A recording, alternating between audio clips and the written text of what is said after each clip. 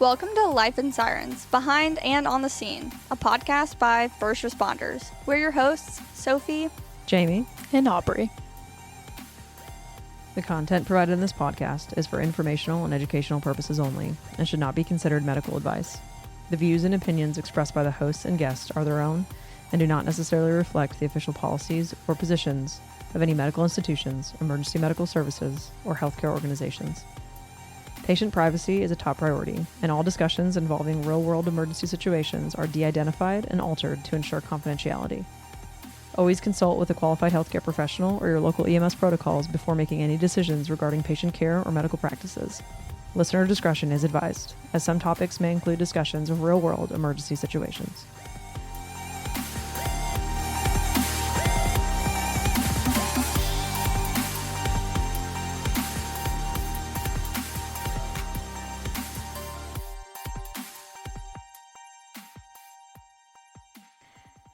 Before we get into today's episode, we want to shout out a collaboration we're really excited about with EMS1.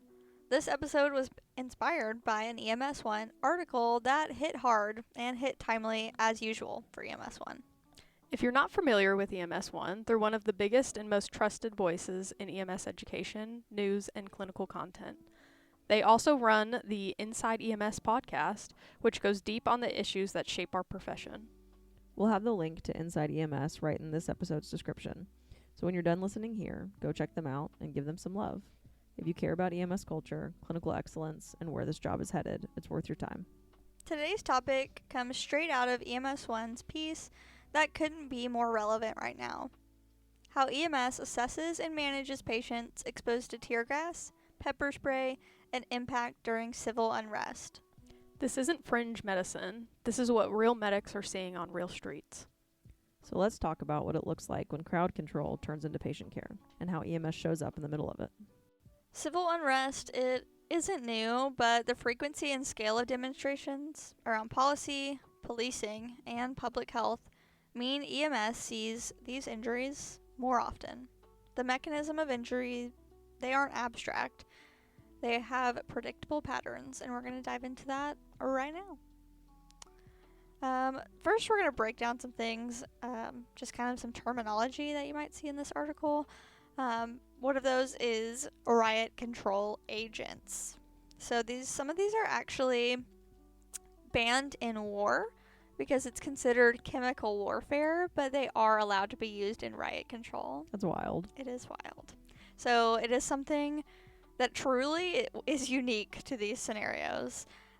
So things like tear gas, and I don't know how to say that, but it's pepper spray.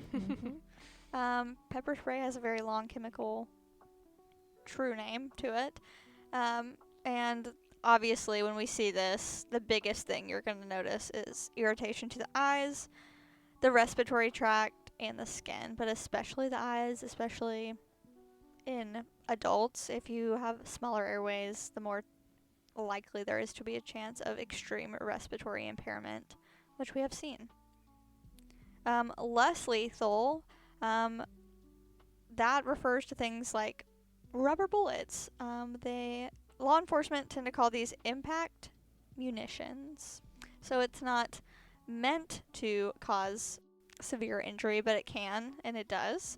They also have like the beanbag guns. Yes. Things like that. Things that are not meant to penetrate your body, just cause harm. Yes, and if those things hit like center mass, you're probably going to have some bruising and not a whole lot more. But if they are aimed poorly, or you move or whatever it is, and it gets you like in the face or in the head, I mean, they can cause orbital fractures and like a lot of significant injury. Absolutely. Yeah. And unlike motor vehicle crashes or cardiac arrest, these presentations are tied to social context. So it adds a whole nother layer to things. But the medicine is real and it's measurable. I think that it's important that all EMS agencies, not even large cities, are aware of this and are educated on this topic, because it's something that can be seen absolutely anywhere. Lately, EMS agencies in major cities, though, have reported an influx, obviously, in chemical exposure calls at protest events and then other injuries. You can also not just crowd control related injuries, but also, people running, people getting trampled, things like that. Potentially people being hit with vehicles. So there's so many overlapping things you may see on a scene like this if you're called to it. But let's talk more about those chemical agents, because this is the one we see truly most often. Okay, so let's talk about the chemical stuff. Tear gas and pepper spray. These agents can stimulate pain and irritation receptors, but they do not poison you. The symptoms can be distracting, intense, and even medically significant. So let's kind of go over the assessment basics here. So as far as eyes go, if you come into contact with these agents, you will have intense pain, you will have tearing of the eyes, your respiratory tract will be affected in the way of coughing, wheezing, you can have some dyspnea as well. Your skin will cause burning, irritation, and then you can have nausea if you're swallowing any of these contaminants. So let's do an example. Let's say that you arrive to a group exposed to a chemical agent. People are coughing, whopping. They're whopping. People are coughing, wiping their eyes, and breathing fast. One adult has a history of asthma and is wheezing loudly. So, walking into the scene, as Soph already said, it's chaotic. There's a lot going on. There's a lot to have to kind of discern. Something to keep in mind is that chemical irritants can mimic what would maybe look like an allergic reaction, especially with the GI presentation, the skin irritation, and the respiratory involvement. But the cause is obviously the exposure to the agents, right? So any patient with an underlying respiratory disease, asthma, this can cause basically a flare-up of their already underlying disease pathology.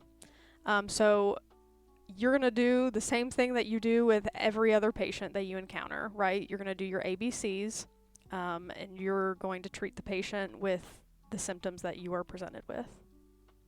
The most important thing is that you remove these people from the exposure.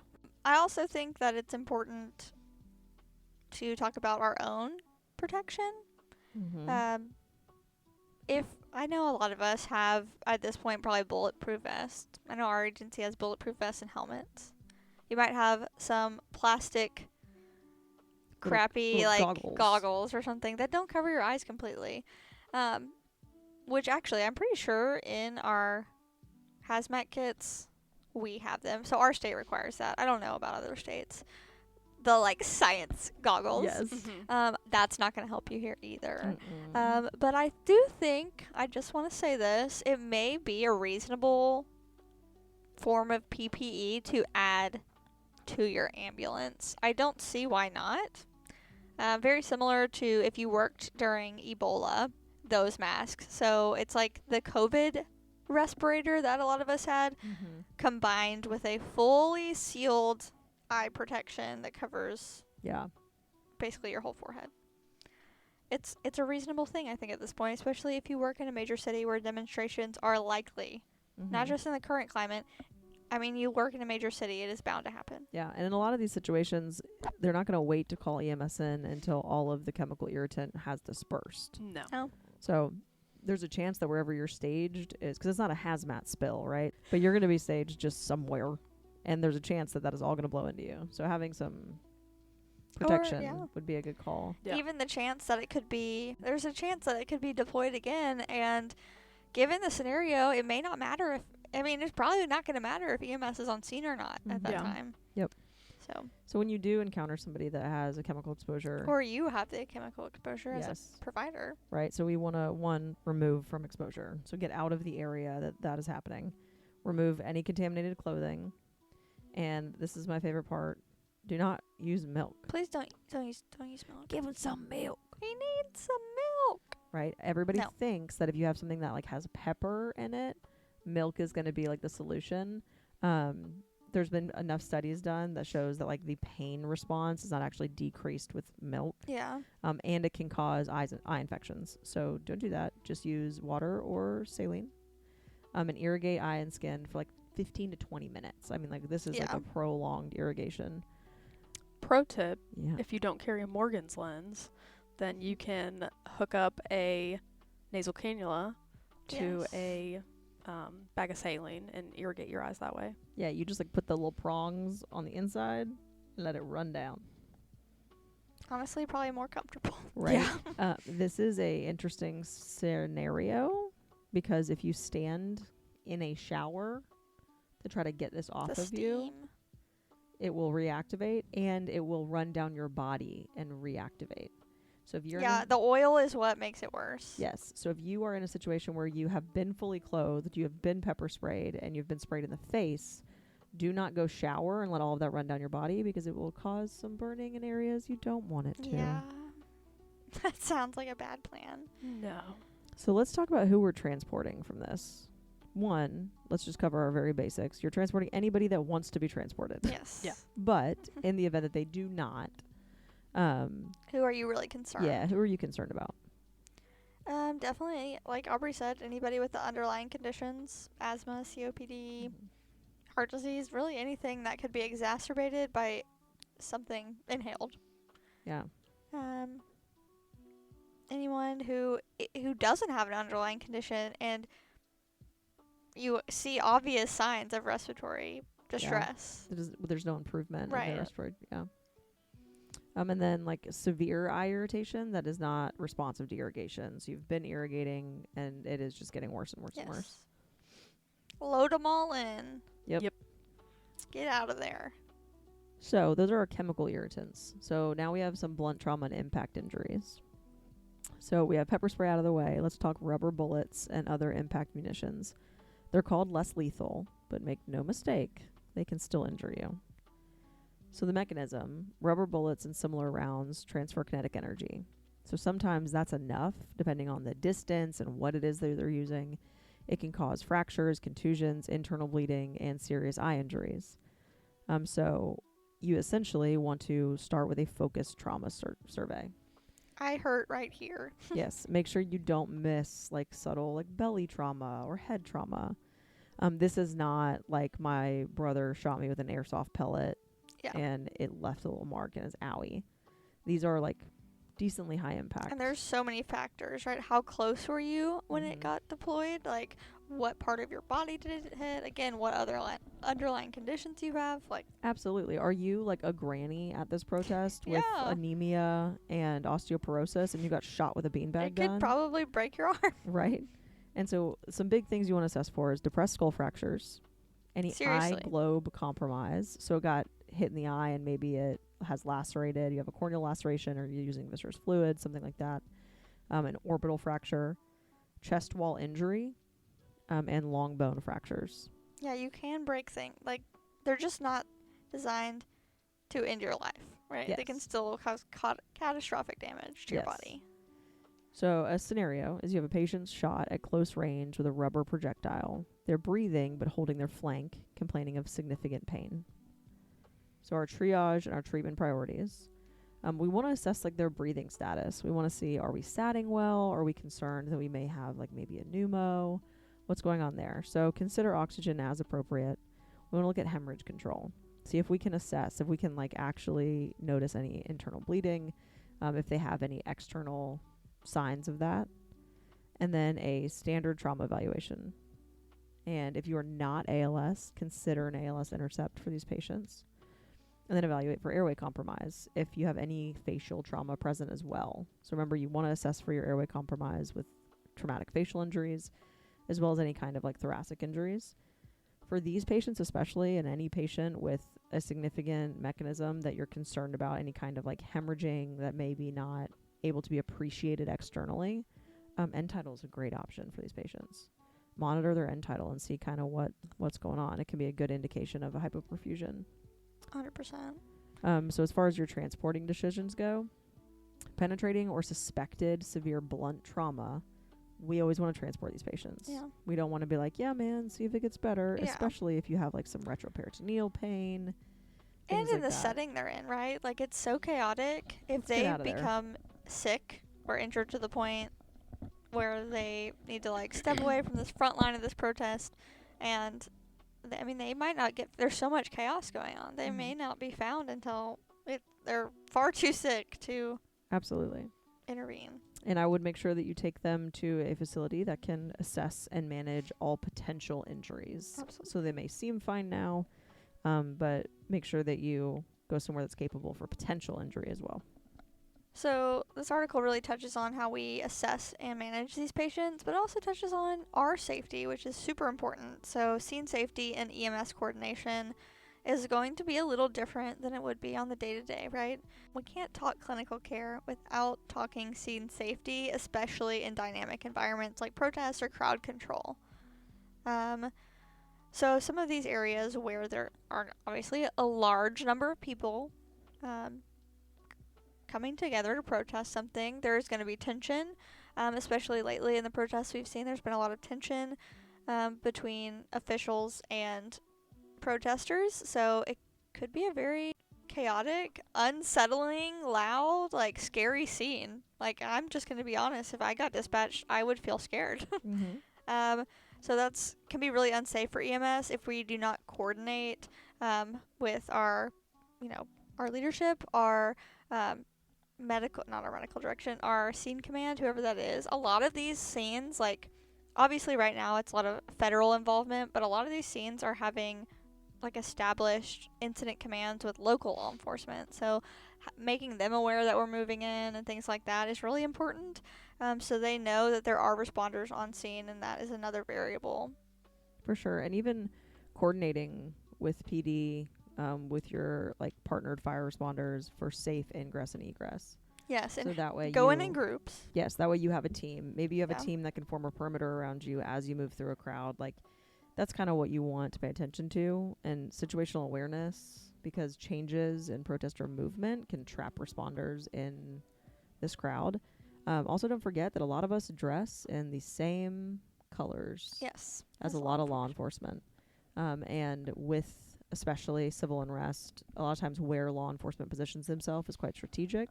And if we are going into these crowds to extract people and we appear to be law enforcement, that may go poorly for us. Yeah.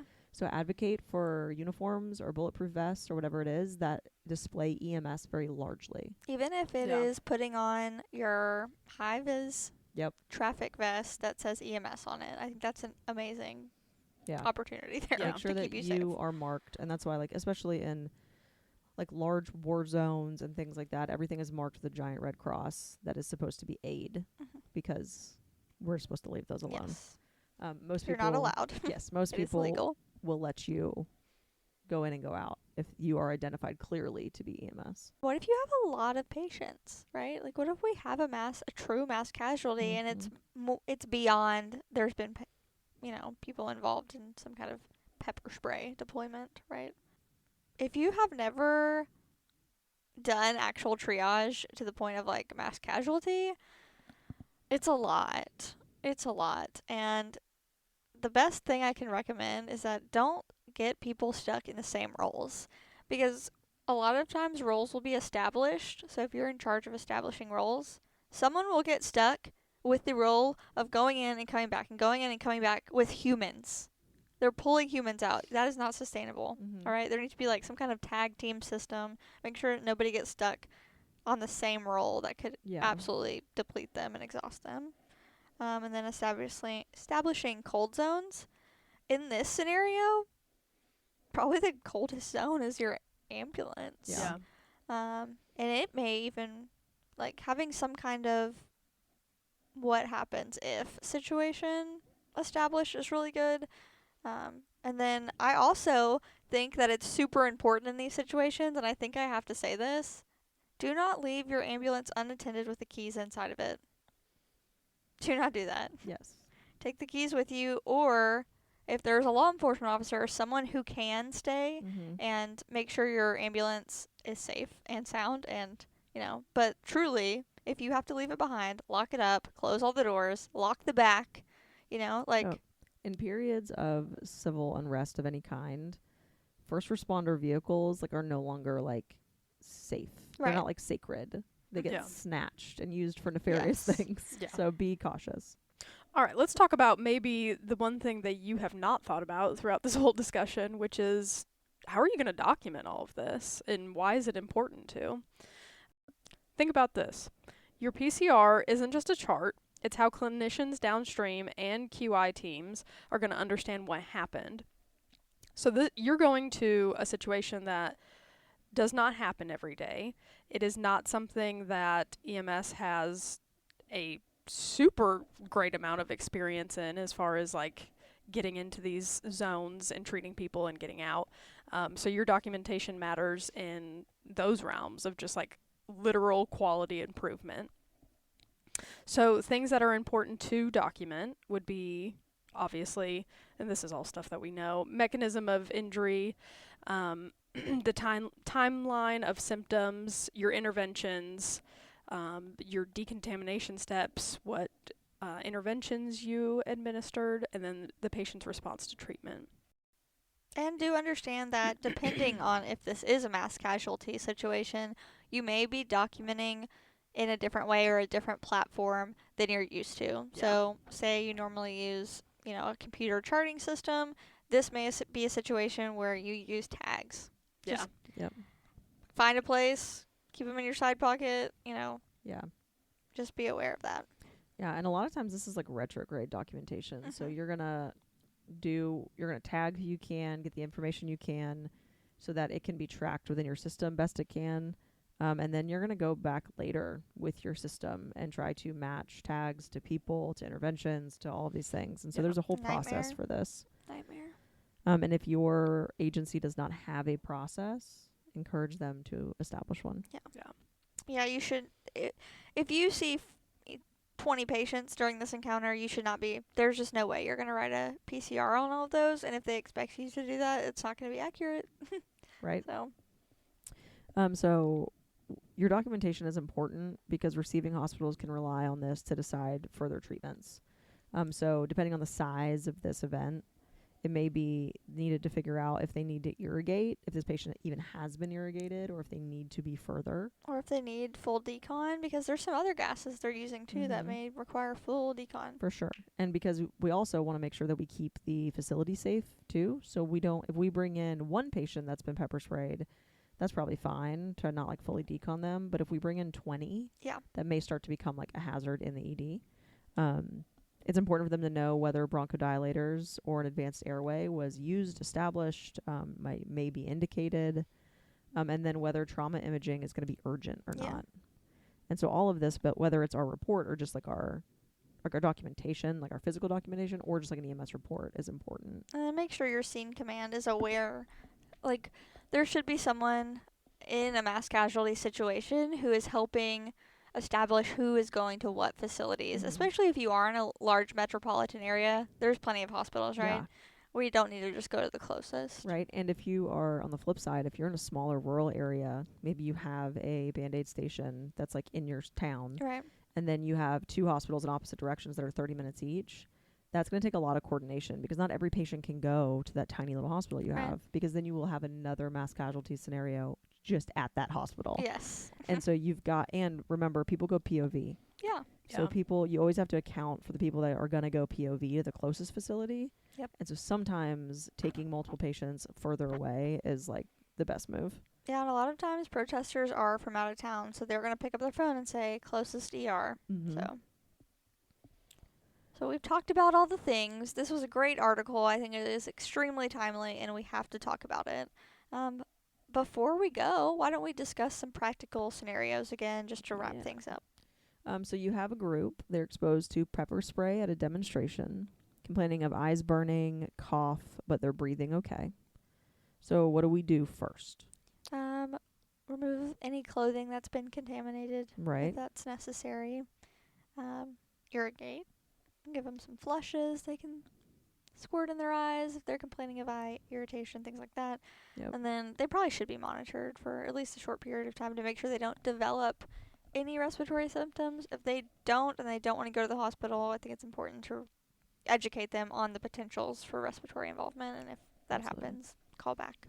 And then who you need to be like concerned about and pretty adamant that they do go to the hospital would be those that are having persistent symptoms even after decontamination. So once you've irrigated and we're at that 15-20 minute mark, most time people start to be able to like calm down and tolerate it a little bit better.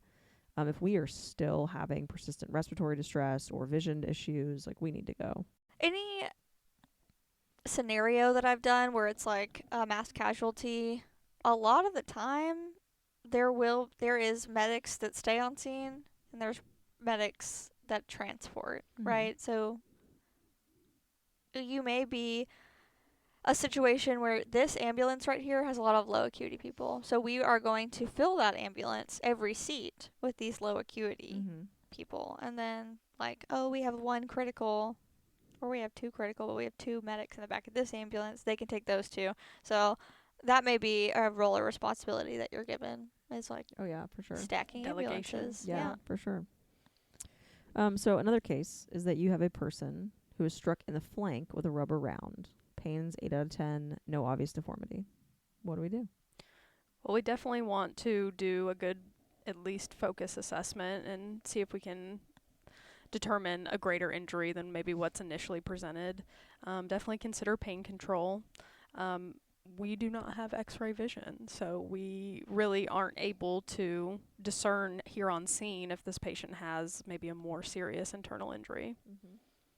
Absolutely, and where the patient is struck is important. So, like, in this instance, we're struck in the flank. Yeah. Kidneys can be really easily damaged with blunt force trauma. And so you want to pay attention to where their injury is, and if you have any kind of signs of it worsening. Yeah, Absolutely. sure. And consider that they may need a trauma center, but know that, like, if they're stable, it could be that we have to go to a specific facility. Absolutely. You can always start with imaging and go from there. So our last case is that you have a known asthma patient in a crowd. They're now wheezing after a tear gas exposure. What do we do? Yeah. How do you actually treat that patient? Right? So first things first. Is it different from a different asthma attack? No. But first things first, remove exposure. Remove exposed clothing. Start with irrigation, Yeah. right? Because if we can't get it off of them, we're going to continue to reactivate. And then treat their asthma. Right. That's that. Yeah. Do what you would do. Bronchodilators, oxygen if needed, steroids. Right. Consider early transport, mostly just because we're going to have a prolonged exposure, because it's really hard to get all of it off. And it may be difficult to begin transport in the case of, like, you know, streets filled with protesters or demonstrators and things like that. So chemical exposures and impact injuries, they follow patterns just like any other emergency. Recognizing them changes outcomes. Decontamination isn't optional. It's often the treatment. And knowing when symptoms persist after decontamination is key. Trauma from less lethal doesn't mean minor. Treat it with the respect you'd give any blunt force injury. And before we sign off, we want to give the real credit where it's due. Today's episode was built off an EMS1 article that brought this topic into sharp focus, and we're grateful for the work they do keeping providers informed. If you want to go deeper, check out EMS1's Inside EMS podcast. The link is in our episode description. They cover the stories, policy, and clinical realities shaping EMS right now. As we wrap up, we want to say this clearly. Your safety matters. Scenes involving civil unrest, large crowds, or law enforcement activity are unpredictable. No patient outcome is worth an unsafe entry. Protect your airway, protect your eyes, protect your team. Use command staging and situational awareness the same way you use airways and IVs. You can't take care of anyone if you become the next patient. Stay smart, stay alert, and go home safe. This is Life in Sirens, where medicine meets the moment and how we show up matters.